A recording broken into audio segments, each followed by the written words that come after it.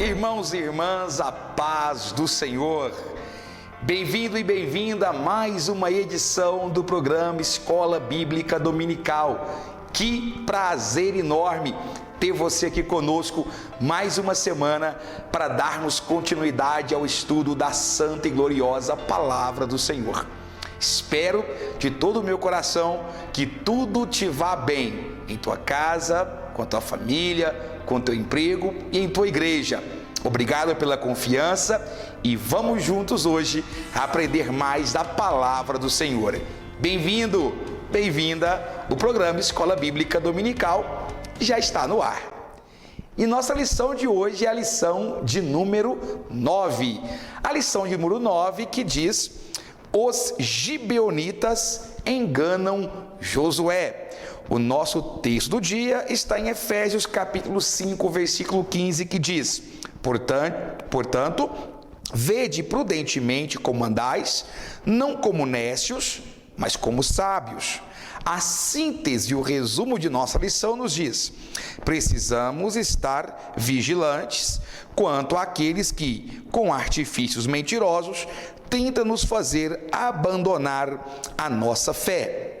Os nossos objetivos são conhecer os inimigos que se uniram contra o povo de Deus, explicar a astúcia dos gibeonitas, expor como o juízo e a misericórdia de Deus atuaram no episódio dos gibeonitas. O nosso texto bíblico, para você se orientar, está em Josué, capítulo de número 9, do verso 1 ao verso 6, e depois do verso 15 ao verso 16, para a conclusão de nossa história.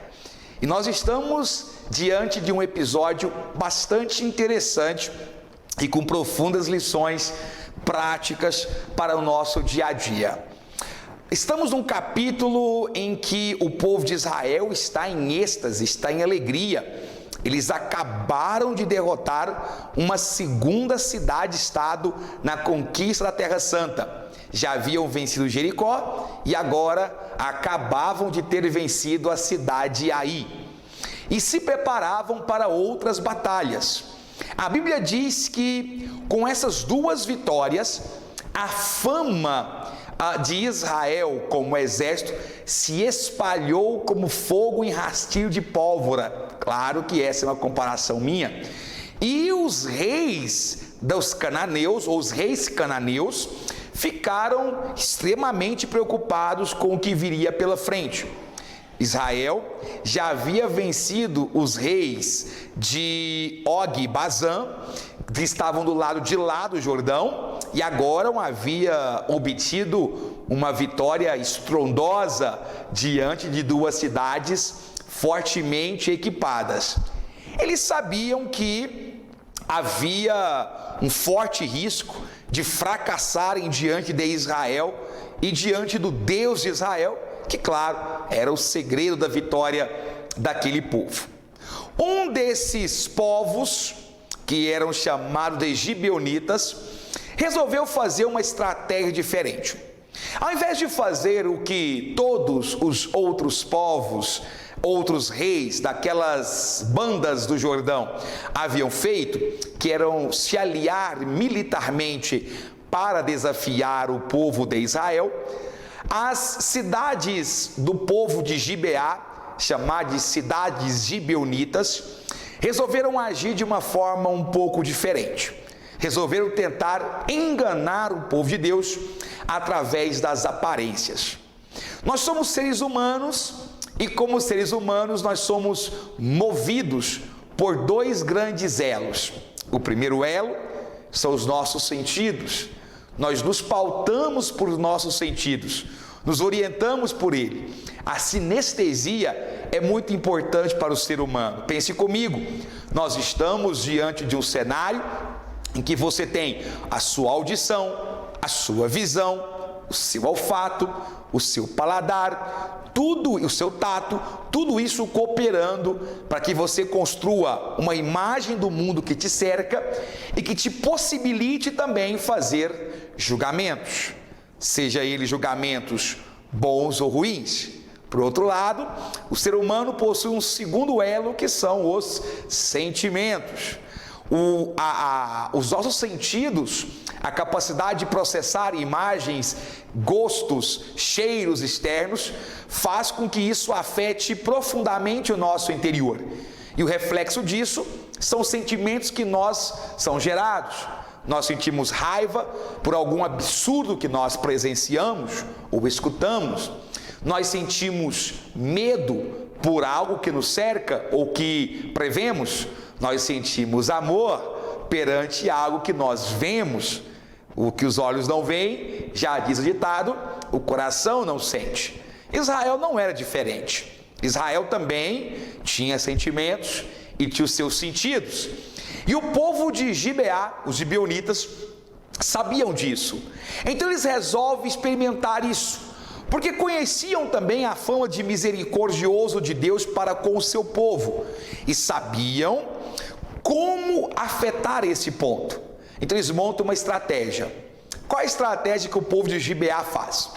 Eles se vestem de trapos, colocam vinho dentro de odres velhos, lançam mão de um punhado de pão seco, vestem-se de andrajos, andam como mendigos, calçam sandálias velhas e gastas e partem para o encontro com Josué. Eles sabiam que Josué havia declarado guerra aos cananeus e, portanto, qualquer acordo de paz estava fora de cogitação. A ordem de Deus para aquele povo era muito clara: vocês devem conquistar, para o povo de Israel, tá? Vocês devem conquistar toda esta terra e ouvir apenas a minha voz. Portanto, Josué não faria, em sã consciência, uma aliança com o povo que ele deveria conquistar. Então eles caminham até o acampamento do povo de Israel. O povo de Israel estava numa jornada de um dia das suas cidades, segundo o texto bíblico, estavam localizados a um dia de jornada. Eles vão até o acampamento do povo judeu, o povo de Israel, perdão, até então era o povo de Israel, e eles se encontram com Josué, e eles dizem o seguinte: olha, nós viemos de uma nação distante. Esta palavra, ela é importante, porque eles precisavam passar a ideia para Josué e os seus príncipes, de que eles não eram da redondeza, não faziam parte da região chamada Canaã. Então, o discurso que veio de longe colou. Falou: olha, quando nós saímos de nossa terra, estes odres que carregam vinho, eles estavam novos. Nossas roupas eram roupas de príncipes. O nosso pão ainda estava quente quando saímos de nossa terra. E nós somos embaixadores de um país tão longe que a jornada fez com que o nosso pão secasse e mofasse, ficasse duro. A nossa jornada fez com que os odres novos de vinho se envelhecessem. A nossa jornada fez com que os nossos sapatos ficassem gastos. Mas nós viemos aqui para falar com vocês porque ouvimos o que o seu Deus fez da banda de lá do Jordão e queremos fazer uma aliança de paz com vocês. Queremos contar com a ajuda e preservar a nossa vida, caso um dia vocês nos procurem. Ora, a aparência e o teatro havia sido muito bem ensaiado. E Josué comete um erro que até então ele não havia cometido em momento nenhum. Ele não fala com Deus. Ele não consulta a Deus. Ele acredita no seu julgamento humano. Ele acredita naquilo que ele estava enxergando, que ele estava vislumbrando, visualizando. E ele pensa: bom, esse povo realmente parece que veio de longe. Então vamos fazer uma aliança sim, porque ele tinha na cabeça o seguinte: Deus nos deu uma terra, não tem sentido eu querer conquistar algo que Deus não me deu. Josué, como líder, sabia que ele não deveria ultrapassar a palavra de Deus, mas ele se esqueceu que a ordem dada por Moisés a ele foi muito clara: não vá nem volte sem antes consultar a Deus. Olha que impressionante. E ele faz um acordo com os gibeonitas, juntamente com os príncipes de Israel. Cada príncipe representava uma das 12 tribos. Portanto, o povo de Israel, através das suas lideranças, promove um pacto com os gibeonitas, dizem: fiquem tranquilos, nós nunca lhe atacaremos e nunca tiraremos a vida de vocês. Olha, e eles juram isso em nome de Deus. Eles ficam por ali, e olha que curioso, de repente, 3 dias depois, passado 3 dias, alguém chega para Josué e diz: ó Josué, sabe aqueles andrajosos, aqueles embaixadores, entre aspas, de um país distante, que veio falar com vocês? Então, acabamos de descobrir que as cidades deles não estão mais do que a 1 dia de jornada aqui de nós, e que eles na verdade são cananeus, são cananitas, estão aqui. E agora Josué está às portas das suas cidades, precisa invadir aquele lugar, tomar posse, mas eles haviam feito um juramento em nome de Deus. Eles haviam jurado não atacar e não tirar a vida dos gibeonitas. Haviam sido redondamente enganados pela estratégia mentirosa, porém esperta, dos gibeonitas. Então Josué se vê agora em uma sinuca de bico. Ele havia errado na sua avaliação, juntamente com os príncipes. A Bíblia nos alerta a todo momento o perigo dos sentidos.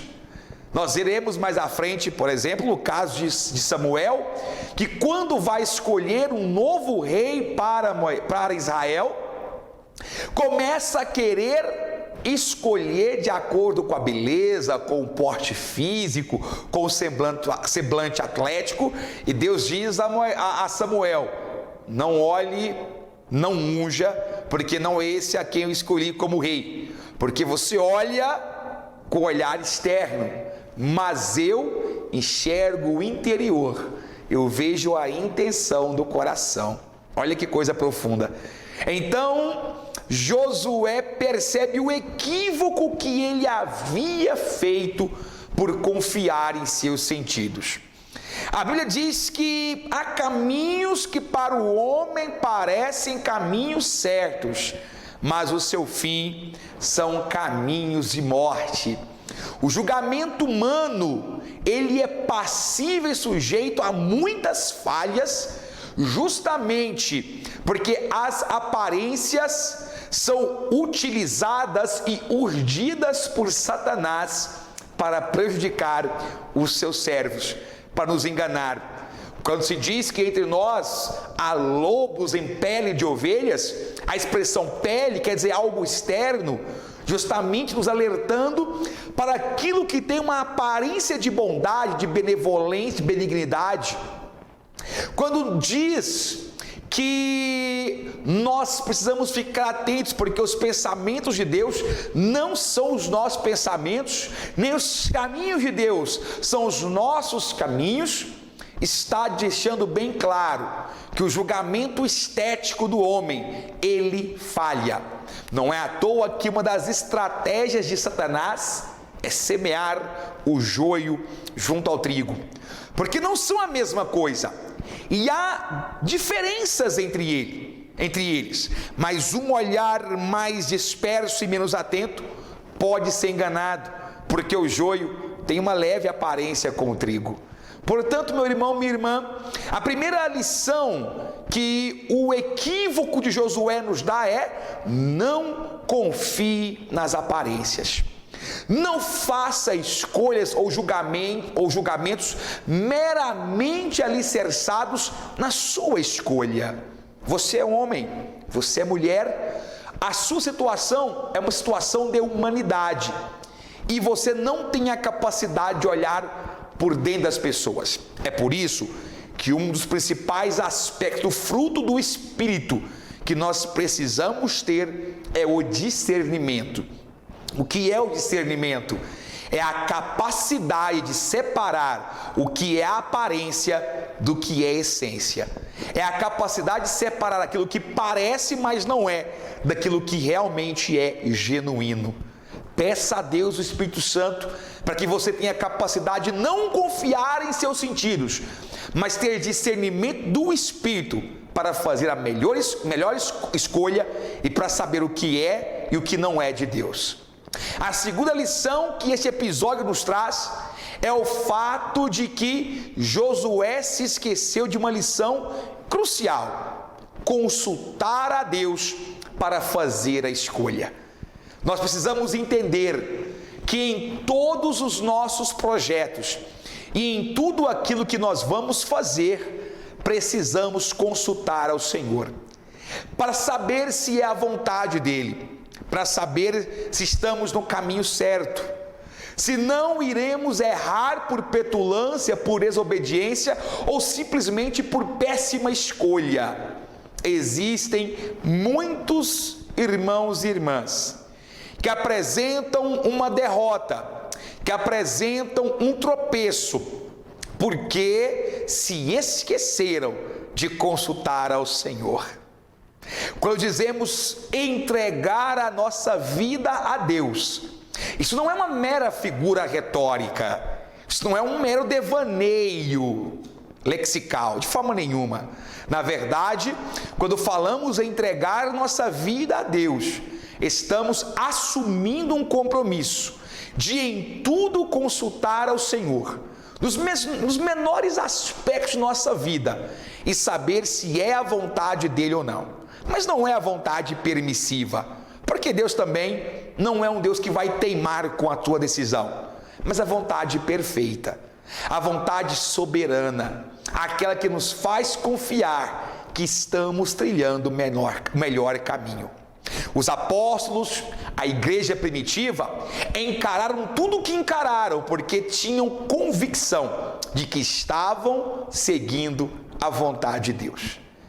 Agora, existe uma terceira lição aí também, porque Josué poderia quebrar o seu juramento e destruir o povo gibeonita, mas eles tinham empenhado a palavra e jurado em nome do Senhor. Então Josué não quis apagar um erro cometendo um outro erro maior ainda, e ele disse: olha, muito bem, nós empenhamos a palavra, então nós não vamos atacar vocês. E houve um burbúrio entre o povo, porque o povo se irritou. Afinal de contas, o povo estava esperando para invadir as cidades gibeonitas, se não me engano 4 cidades, entre elas as principais era Gibeá, mas nós também temos Kiriat Jearim, que é uma outra cidade importantíssima, até porque uma cidade que em outro episódio você vai lembrar que foi onde a Arca da Aliança ficou guardada por alguns tempos, não é? E aí você vai observar que o povo queria atacar, mas aí Josué e os príncipes disseram: não, nós não vamos atacar, nós empenhamos a nossa palavra. Aí uma outra lição muito importante: não tampe um erro com outro, a verdade ela liberta. Portanto, assuma o seu erro e cumpra a sua palavra. Você vai ver que mais à frente Israel vacilou com os gibeonitas. Saul, o rei Saul, tentou destruir os gibeonitas. E sabe qual foi o resultado? 3 anos de intensa seca e fome sobre Israel na gestão do rei Davi.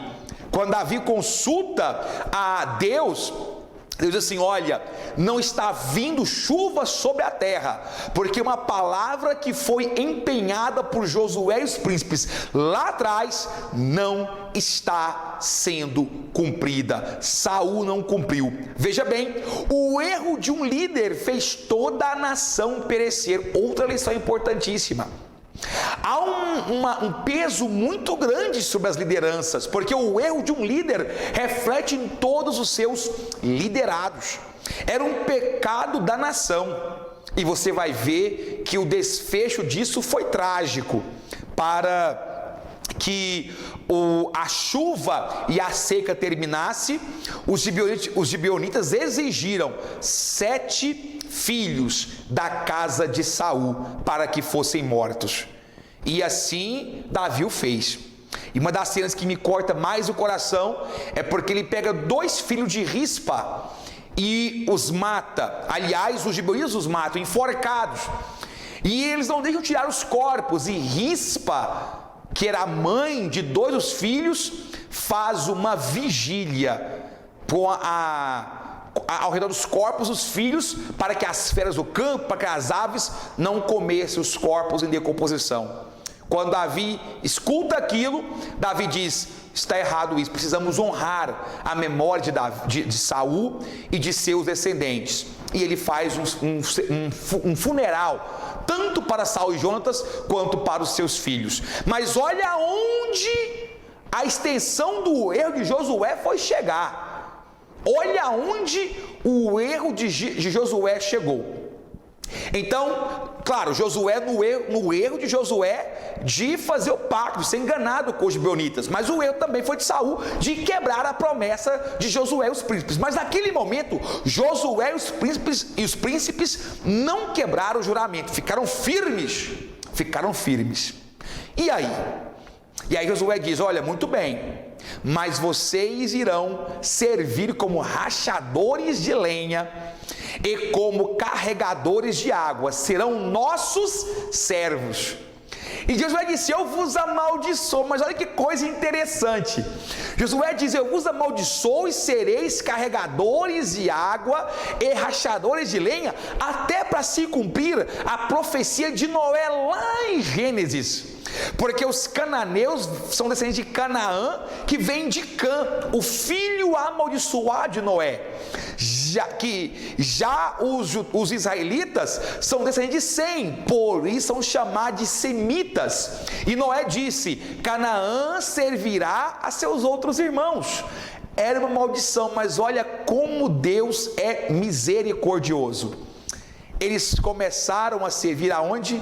No tabernáculo, a carregar água para o sacrifício, a rachar lenha para o sacrifício, e eles começaram a conviver no tabernáculo de Deus, ao ponto de que os gibeonitas foram abençoados também, prosperaram juntamente com os filhos de Israel.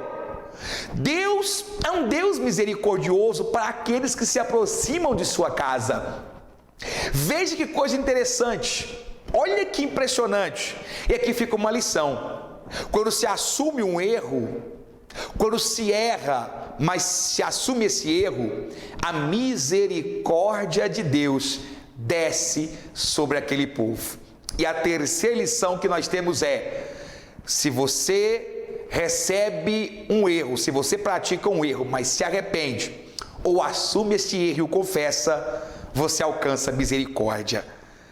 A história finaliza com esse detalhe: um povo que deveria ser escravo acabou sendo um povo também abençoado pelo alcance da misericórdia de Deus. Não parece muito com a nossa história de salvação? Nós também estávamos condenados à morte, mas as misericórdias de Deus nos alcançou. A misericórdia de Deus nos alcançou.